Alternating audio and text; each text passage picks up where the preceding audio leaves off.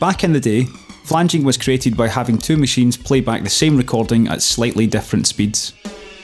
Today, it's easy to throw in a plugin to do the heavy lifting, but recreating the effect manually is a great way of learning exactly what's going on.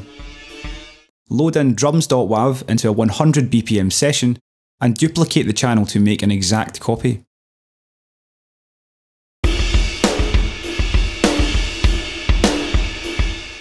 Flanging occurs by having a small, constantly changing time offset between two identical pieces of audio.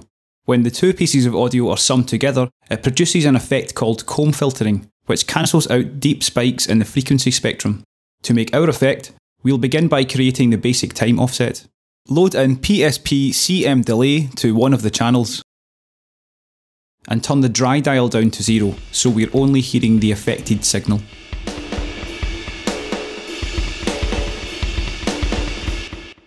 Click the solo button to solo the channel for now. We don't want any audible delay repeats, so turn the FB dial down to 0. By default, CM delay filters the output. Now we need the signal to be identical to the other channel, so turn the HPF cutoff dial to 20 and the LPF cutoff dial to 20k, so no filtering is taking place. A flanger requires a very short delay time, so use the delay time dial to shorten the delay to around 4 milliseconds.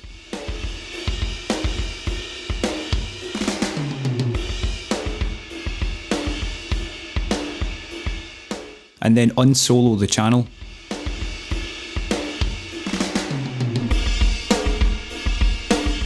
The basic time offset has created phase cancellation between the two signals, but to make a flanger, we need to modulate this time offset.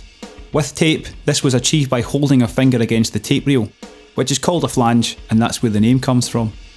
We can replicate this by modulating the delay time with the LFO, so turn the LFO depth dial up to 100. It's working, but it's too fast. To slow it down, turn the LFO rate dial down to around 0.04.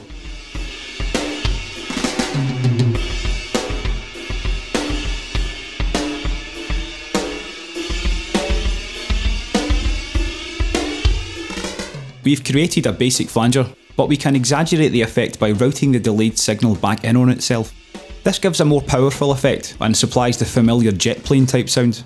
You could achieve this by routing channels in your DAW, but we'll go for the easiest option and use the feedback within CM delay.